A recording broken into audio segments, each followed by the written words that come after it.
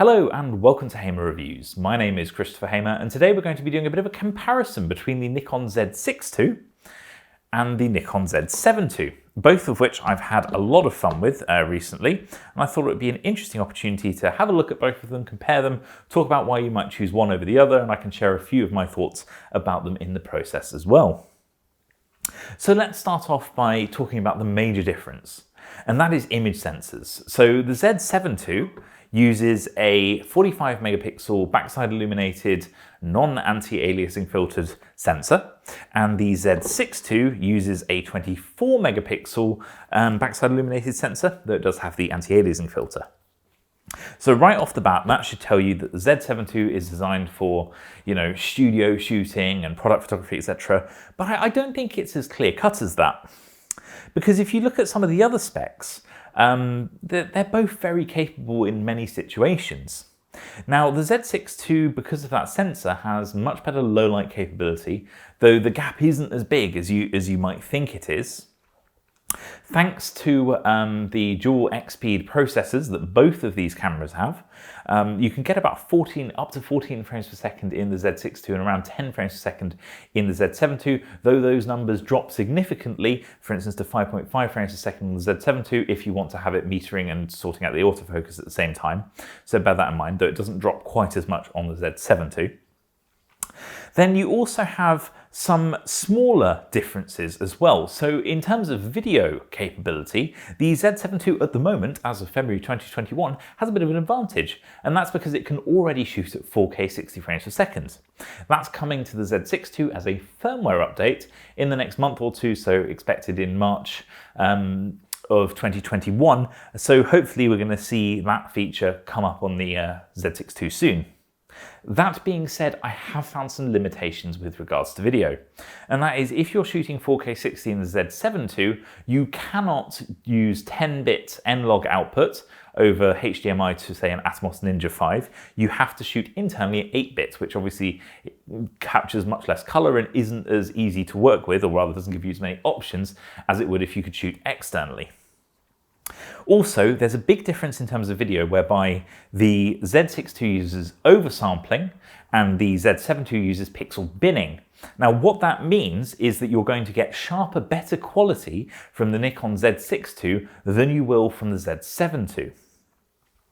They can obviously both also shoot at 4K 30 externally to N-Log, which gives you really nice images. You can also You can also shoot ProRes RAW, which is a great bonus, especially that's something the Z6 could already do. So it's nice to see that moving over into these cameras as well. One of the big changes over the Z6 and Z7 was autofocus. Now, I actually had the Z6 before this, and I used that pretty extensively along the side of the Z50, and now obviously have the Z6 alongside those.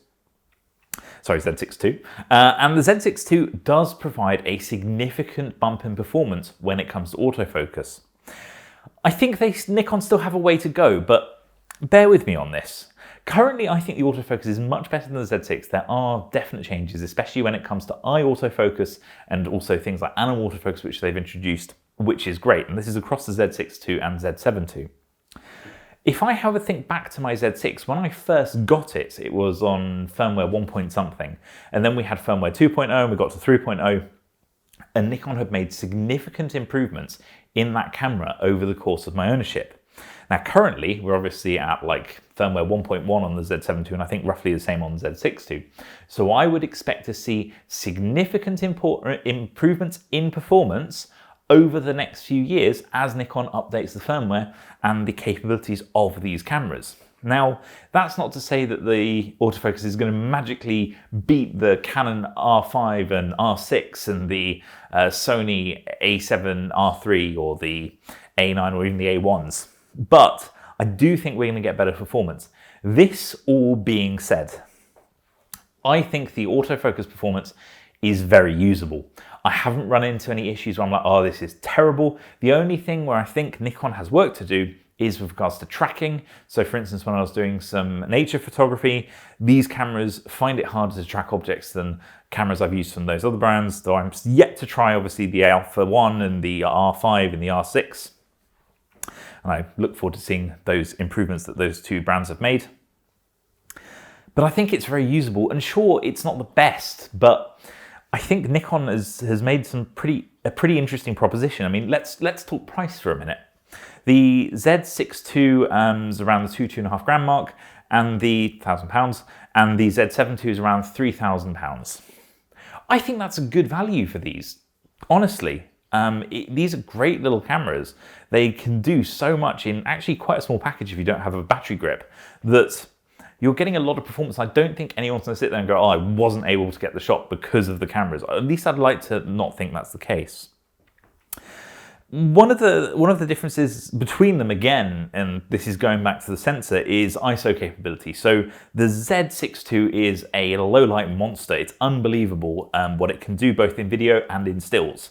It stuns me every time. It really fills you with confidence when you're shooting at night or in low light situations, because it can cope with that. Both the autofocus can cope with that, and the resulting images are really good. Now the Z7 II, actually, it goes down to ISO 64, which is pretty great if you want to get nice high quality detailed images, but it can still handle up to ISO 25600, and obviously you can expand it beyond that as well. I think, however, the comfortable range for the Z7 II for me was between ISO 64 and 3200, whereas with the Z6 II, I really felt that you could actually still get something usable at 12,800 ISO, which is mad. And even the base ISO of 100 I still think is pretty good as well. So both of these cameras very capable in low light situations. They also both have in-body image stabilization, which is good. I think that the 5-axis stabilization they use is very good. They've kind of relied on that with some of their lenses. So on the Z6 II, I have the 24-72.8s, which is a great lens for this camera, but it doesn't have in-lens stabilization, so vibration reduction, which means if you were to mount this on one of Nikon's other cameras such as Z50, it wouldn't have any stabilization, which I think is a bit of a mistake. Obviously the in-body image stabilization does work very well, but if you have a camera without that, it's kind of a bit of a detraction, whereas the 7200 here does have VR, which means it will have VR across the whole range. I say that because the in-body image stabilization on the Z6 II and Z7 II is very good, but it isn't an upgrade over the Z6 and Z7. So I don't think we're going to see much change in terms of that. Though, to be honest, I'm comfortable shooting with the 24-70 all the way down to 1/10 of a second, getting sharp images with the Z6 II, and maybe down to 1/30th, 1/40th of a second with the Z7 II.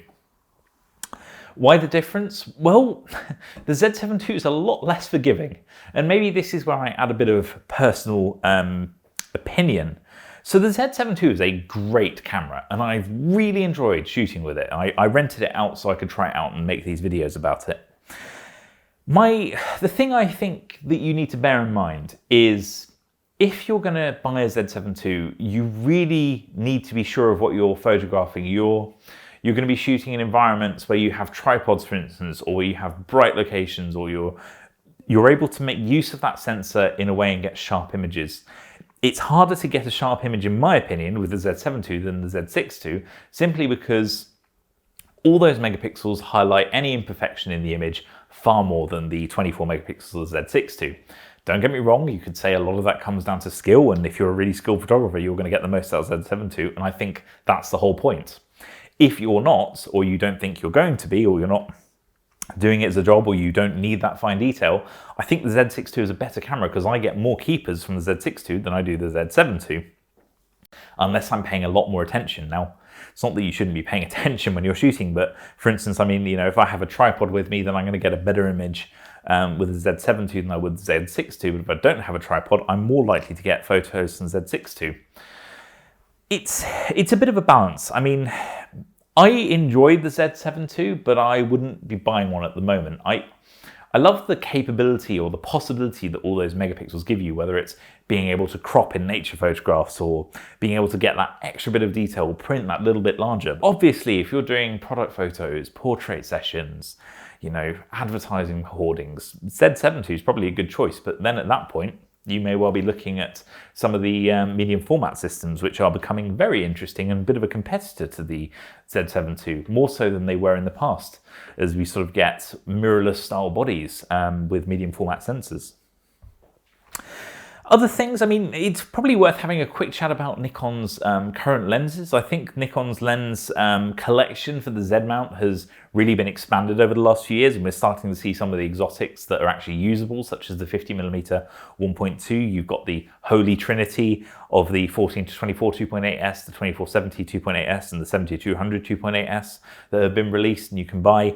So I think we're starting to get sort of that complete lens lineup to the point where you could confidently buy one of these and you'll probably get the lens that you want. There's a lot more on the roadmap, including the sort of exotic telephoto lenses. You've got an 85mm lens, which I'm going to strongly guess is going to be the 1.2s. So there's some cool things going on there, and optically these lenses are blowing out of the water my previous concept of what sharp is, and have really improved in terms of capability over their previous lenses. So the R&D that's gone into the lenses is simply incredible. They also, I should mention, have dual card slots, and that was something many people complained about on the Z6 and Z7. I didn't care, I continue not to care, but it's nice to be able to put an SD card inside these cameras if you want to.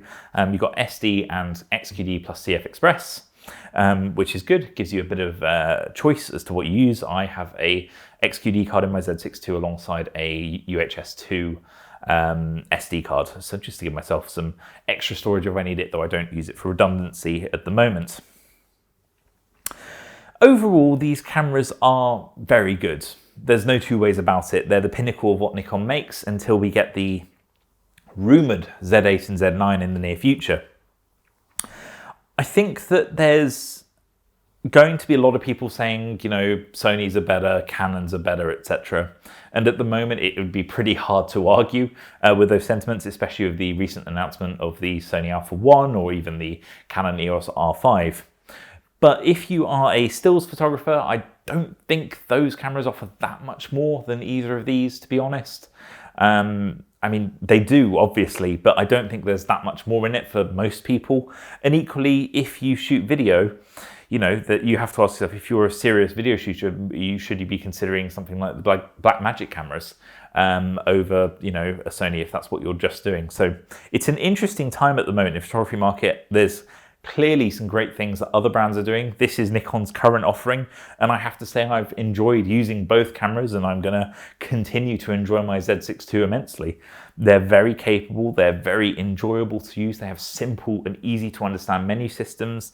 The rear touchscreens are nice, allowing you to go through the menu and change settings. The EVF I still think is very good. They're about 3 million dot EVFs. I've heard people complain about the resolution on the Z7 II, saying that it should be higher resolution.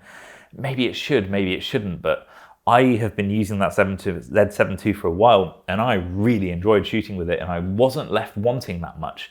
But I haven't had experience of the top tiers at Sony and Canon. I will hopefully soon, to compare against, but my current view is that the EVFs are fantastic and really good, and I've enjoyed shooting with them. So overall, I think that Nikon's doing some good things in terms of both of these cameras. Personally, as I've said, I'm sticking with the Z6 II. It has been really good to use in the months that I've had it, and I'm really looking forward to shooting more and more with it. And yeah, the Z7 II is a very capable camera too, and hopefully it's one that fits a lot of your needs. And if it does, I'd suggest going out and picking one up, because in all honesty, they're fantastic. So thank you very much for watching. I hope you found this little comparison useful. If you have any questions, pop them in the comments section below. If you enjoyed the video, give it a thumbs up. The other button works just fine too. And if you haven't already, please do subscribe, as it really helps and I can continue making content like this. Thank you very much for watching, and I hope to see you again next time. Goodbye.